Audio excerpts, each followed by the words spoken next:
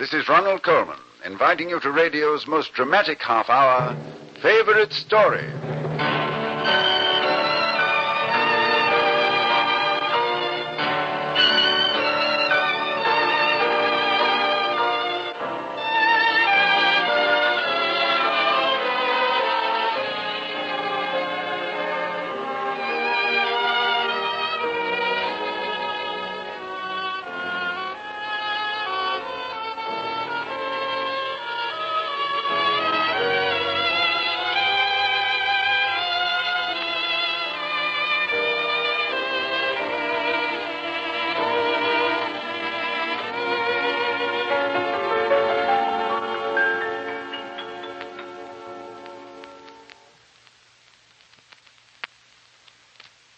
A man slips into a doorway to escape some pursuers and steps into one of the most sinister traps ever planned.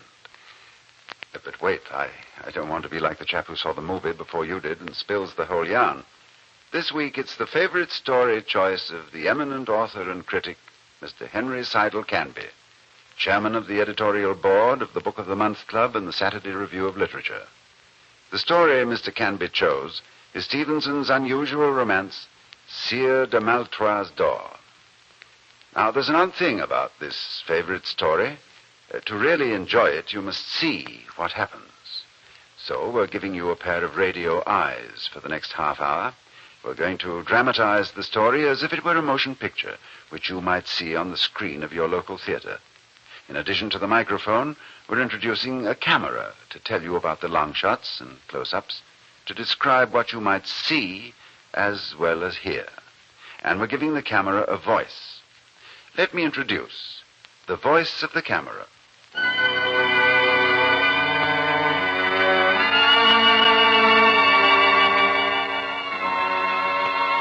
Long shot. Night. A jagged hilltop somewhere in northern France.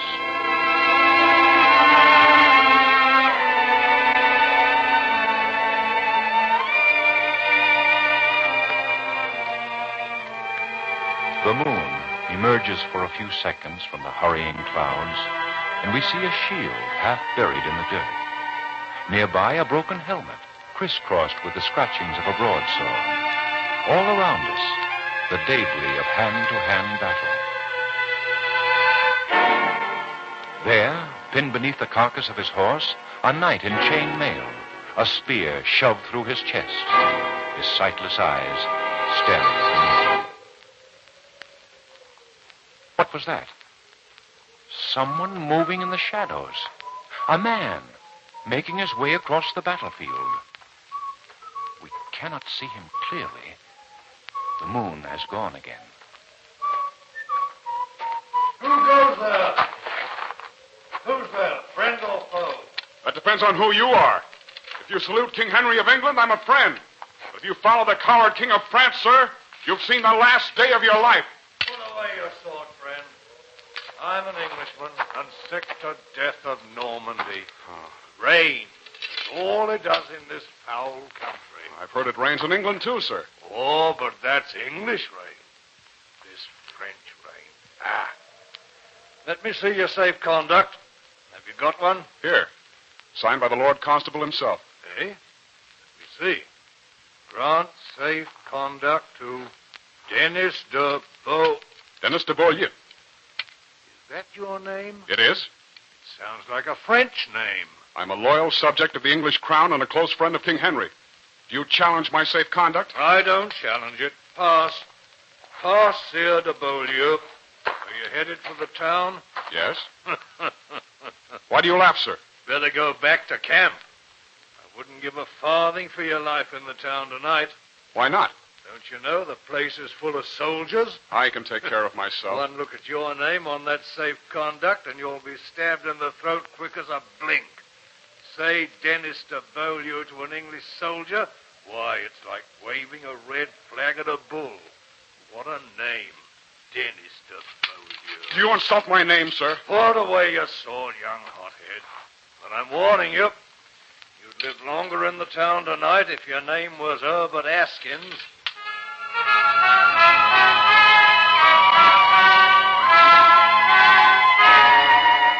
Medium close shot. Exterior. Night. Dennis is striding into the outskirts of the town. He stops by the light of a window to scrape the caked mud off his shoes. He's a handsome fellow, this Dennis. Tall, young, richly dressed. And that sword he carries so proudly, it has the color of Toledo steel. Close up. Dennis, listen. Long shot. Down a twisting alleyway, we see a glimmer of torchlight. A dozen English soldiers come into view, swaying, leaning on each other's shoulders. That's right. Blood of a Frenchman! Before the night is over, we are going to spill the blood of a Frenchman. Close up. Dennis. The torchlight plays on his face. He looks apprehensive. Suddenly, he dashes away. What was that? Oh, come back!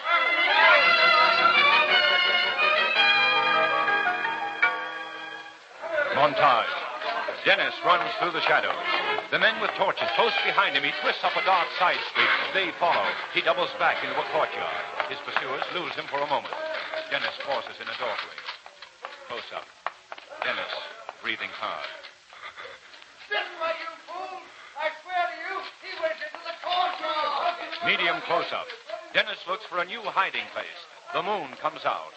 No other place to go, no other entrance to the courtyard. Long shot. The men with the torches coming nearer. Close up.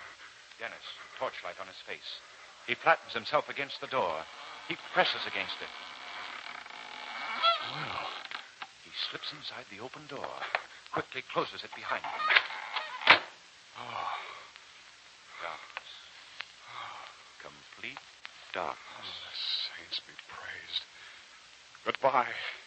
Goodbye. Have a pleasant evening, gentlemen, and I hope I never see you again until the life everlasting. Preferably not then. Where the devil is the knob on this door? No knob. No latch string, no handle. It's absurd. I can't even get a finger hold along the edge.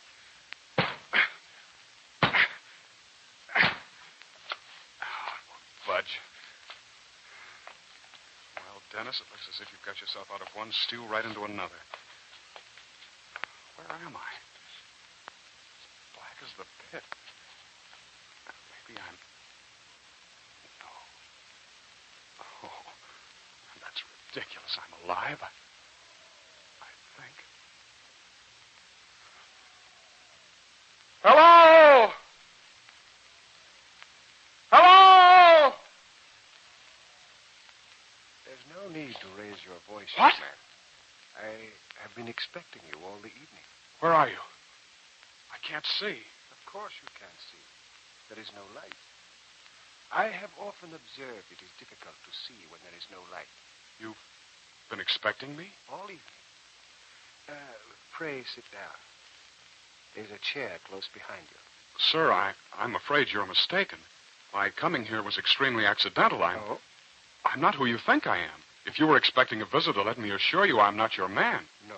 No, my coming in here was an accident. I was pursued. Well, here you are, which is the main point. For the time being, you may put yourself entirely at ease, my young friend. We shall arrange our little affairs presently. Affairs? How can we have any business together? I don't know you. You shall. Your door, I was leaning up against... About my door. A little piece of ingenuity. A hospitable fancy. As you said yourself, you had no intention of meeting me tonight. We old people look for such reluctance now and then. That is why I had the door constructed in, shall we say, a one-way fashion. Sir, my name is Dennis de Beaulieu. I burst into your house purely by chance. I'm a stranger. But now you are a friend. Please allow me to have my own ideas about our relationship. They probably differ from yours at the present moment. But time will show which of us is right. God, this is a madman. Let's have a look at you, Dennis. Was that your name? Dennis something or other. No matter. We'll have a light in here in a moment. Two shot. Interior. Night. Sparks in the darkness. as from the striking of a flint. A candle wick sputters, catches flame. The old man grins in the pale yellow light. He has a withered skin, small, strong eyes, a beard that seems first white, then pink, then white again, depending on how the light strikes it. He stares at Dennis patiently, without blinking. Sir, I've never seen you before in my life. No? A pity. If you have your wits, old man, you've insulted me. And if you're insane, I flatter myself that I have better things to do with my time than to talk with lunatics. You made a fool of me since I came in that crazy door of yours. I'm leaving, sir. If you won't show me a decent way out, I'll hack down your door with my sword. My dear nephew, sit down. Nephew, you lie in your throat. Sit down, you rogue. If you prefer to be bound hand and foot until your bones ache, then try to go away. What? But if you choose to remain a free young buck, chatting agreeably with an old gentleman, why, sit where you are, and peace be with you. Do you mean I'm a prisoner? I state the facts. Draw your own conclusions. Of course, you know who I am. Now, how in the name of heaven would I know who you are? How indeed. Allow me to introduce myself. I am the Sire de Maletroits. You belong to the House of Maletroits? I am the head of the House of Maletroits. Oh, this clears up everything. Your house is closely allied with King Henry. I am a lieutenant in the English army. Oh. We are friends. We shall soon learn whether or not we are friends. Well, let us get on with it. Monsieur de Beaulieu, have the goodness to come with me. I shall have the honor of introducing you to my niece, who has been awaiting your arrival with great impatience. Medium long shot. The Sire de Maletroits rises and walks down a long, stone-vaulted corridor. Dennis follows behind him. At the end, they come to a curtained archway. The Sire de Maletroits pauses, then pulls the curtains aside. Medium close shot. Interior of a little chapel with glazed windows. Kneeling on the steps of the altar, a fresh young girl, 19 perhaps, dressed in a bridal gown. She holds her head lowered, as if in my shame. child. Blanche, I have brought a friend to see you. Oh, Uncle, spare me. Turn around, my dear, and give him your pretty hand. Very well. Uncle, that is not the man. I swear to you, that is not the man. Of course not. I expected as much. It was so unfortunate you could not remember his name. Oh, I have never set eyes on him before. Sir, if you're a gentleman, bear me out. Have you ever seen me in all your life? I have never had that pleasure, mademoiselle. Oh? Monsieur, believe me, this is the first time that I have ever met with your engaging niece. How sad. In that case, I shall give you 20 minutes to get acquainted. At the end of which time, Blanche de Maletroits and Dennis de Beaulieu will become husband and wife.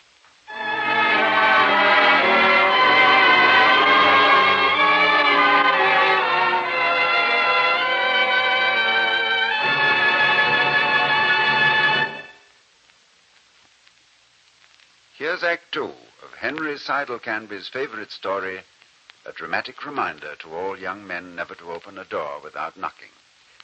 For on the other side, you might find the Sire de Maletroits. Well, our two young friends, Blanche and Dennis, are in a rather delicate dilemma. It's not easy to fall passionately in love in 20 minutes, especially when someone is timing you. Even though the young man may be handsome, and the young lady, as the troubadours might say, passing fair. To give you a vivid picture of what's happening in the story, I return you to the voice of the camera.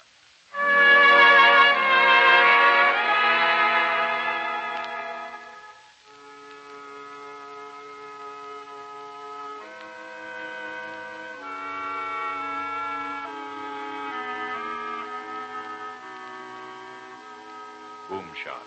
Interior. Night. Candlelight. 3 figures in the little French chapel. The Sire de Maletroits, cold, grim, and smiling. Dennis de Beaulieu, scratching his head, bewildered. and the delicate young woman in a bridal gown crumpled on the stone floor, the salt track of tears down her cheeks. I swear before God I will stab myself rather than be forced on that young man. I swear to you, sir, I have never seen this girl before. I think you have. But if I'm wrong, I don't care one jackstraw. You'll marry her just the same. Blanche. Yes, Uncle.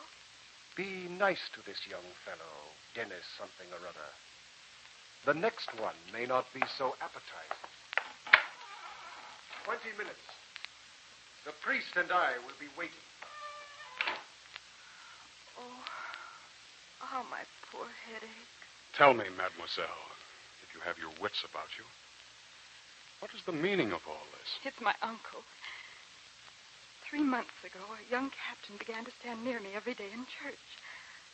I could see that I pleased him, and I know I'm as much to blame as he is, but when he passed me a letter, I took it home and read it. He asked me to leave a door open so that we could have a few words together on the stair. Without a chaperone? Oh, you're as bad as my uncle. Will there never be a day when a girl and a young man can hold hands together without being marked as criminals? And your uncle found out what was going on? I don't know how he found out, but he is very shrewd. Yes. Every day at church, the young man hands me a letter. Such nice letters, but this morning on my way home from Mass, my uncle seized my hand, forced it open, took the letter, and read it. And that has been the ruin of us all. What was in the letter, pray? It was merely another request to have the door left open.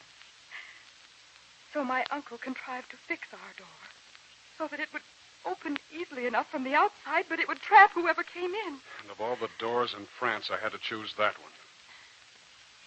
Well, now what do we do? I don't know. Neither do I.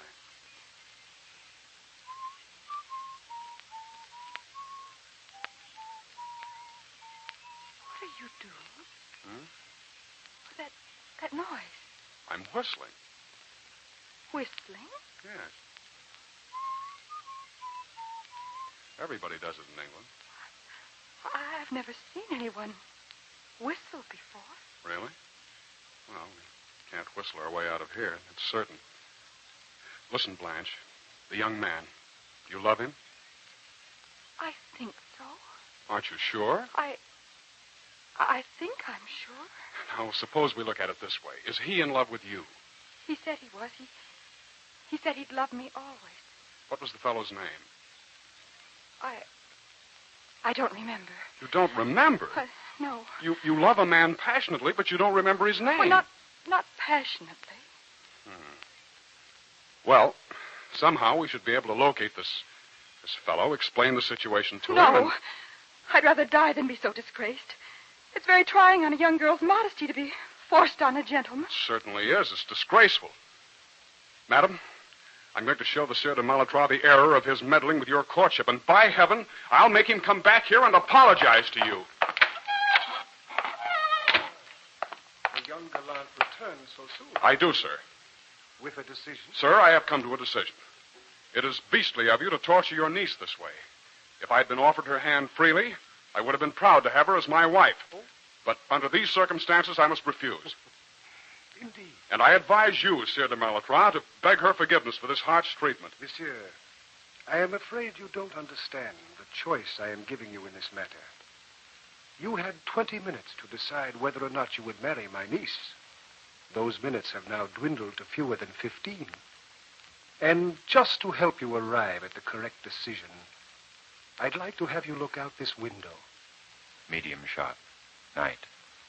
Through the window casement, we can see the moonlit courtyard, the battlements of the castle of the Sire de Maletroits. The camera rolls in closer to show an iron ring fixed in the masonry.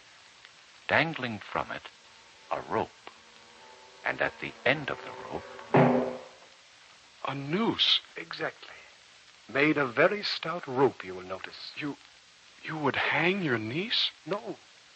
I would hang you. You... Frankly, I have no desire to see you kicking your heels in my courtyard. But you have been with my niece, alone and unchaperoned. Do you still believe that I believe what I choose. And if you aren't the guilty person, at any rate, you're in on the secret. So if you won't marry the girl, at least I can stop the scandal. You can't hang me. I still have my sword. And I still have 100 loyal knights awaiting my command. They will take away your sword as one takes away a bright toy from a baby. Nephew, choose whichever embrace you prefer. My niece's arms about your neck, or a rope.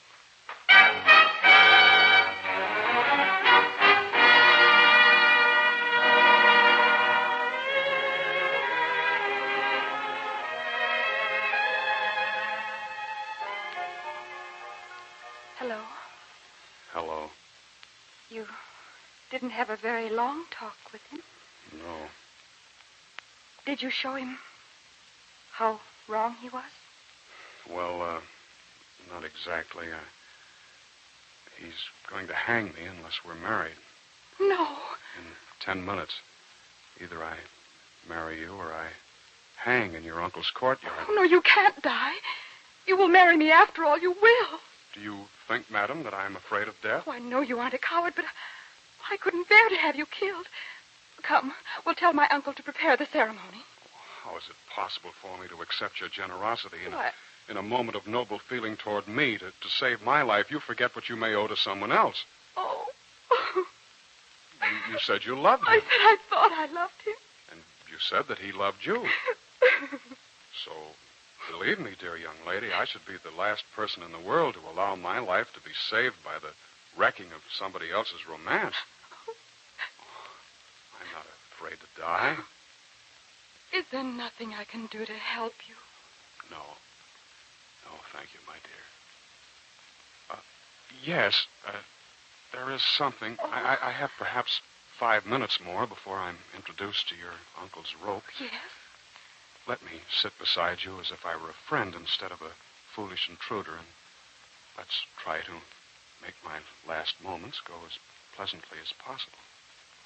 You are so gallant. And no tears. I'm selfish. I will be brave, Dennis, for your sake. Would you like to put your arm around me? Oh, your shoulders are like ivory. Blanche, to think a few seconds from now I shall have to leave you. Forever. Don't cry.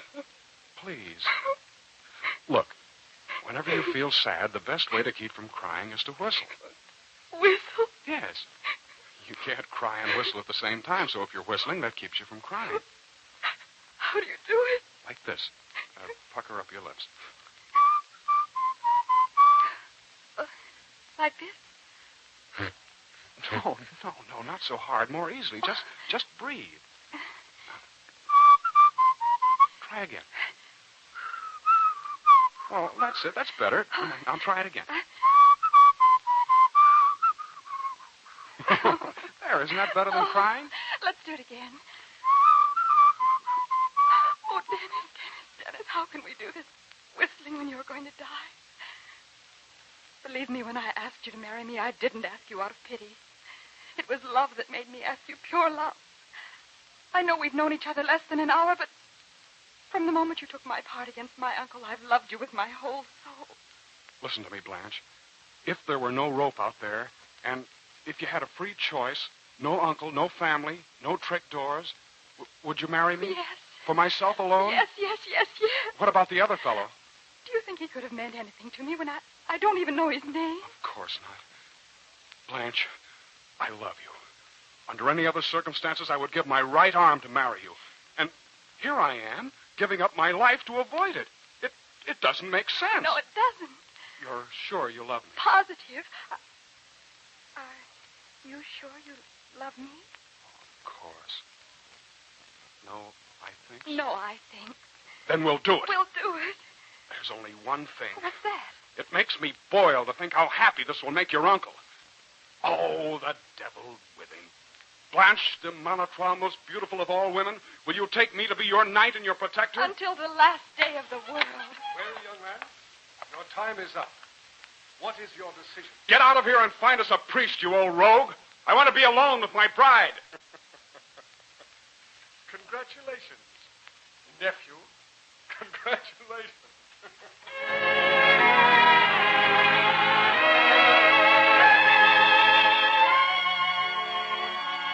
close-up.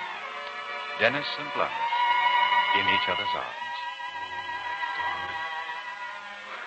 I can't believe that this night, which started out so badly, could end up as beautifully as this.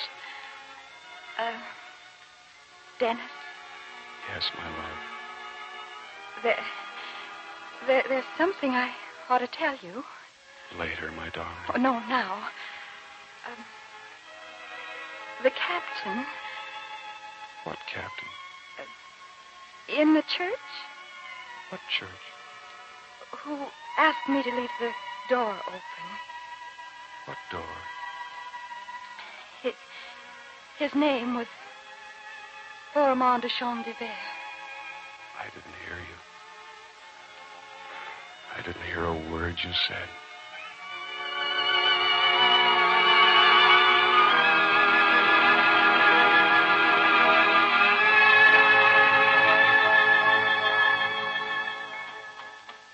Medium shot. Day. A handsome young knight on horseback with his bride seated behind him on the palfrey.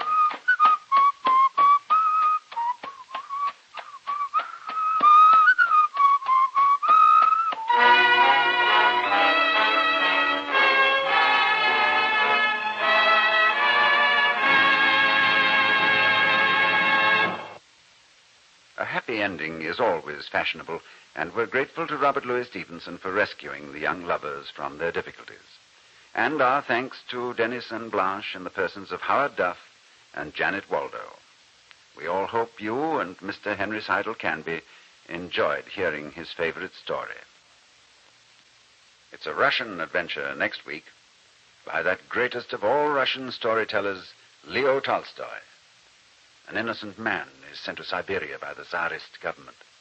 And what happens to him is told in Broadway producer Eddie Darling's favorite story, God Sees the Truth But Waits. We hope you'll be listening.